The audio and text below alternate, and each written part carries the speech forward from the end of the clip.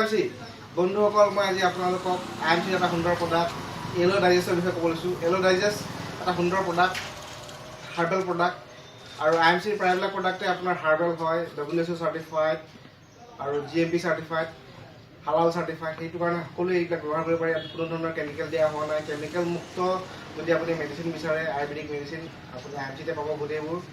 আৰু এই এলো ডাইজেষ্টটো হ'ল এনেকুৱা এটা প্ৰডাক্ট যিটো ধৰি লওক আপুনি এতিয়া ক'ৰবাত ভোজ খাবলৈ গ'ল। ভোজ খাওঁতে আমাৰ কি সাধাৰণতে কেতিয়াবা পেটটো গেলো গেছো লাগি থাকে, হজম নহয়, বৰ অশান্তি লাগি থাকে, আমনি লাগি থাকে। তেতিয়া আমি এগিলাচ পানীত 8 টোপ দি পেলাই খাই দিয়াৰ খুব অলপ সময় পিছতে আমি আৰাম পাবলৈ আৰম্ভ কৰোঁ।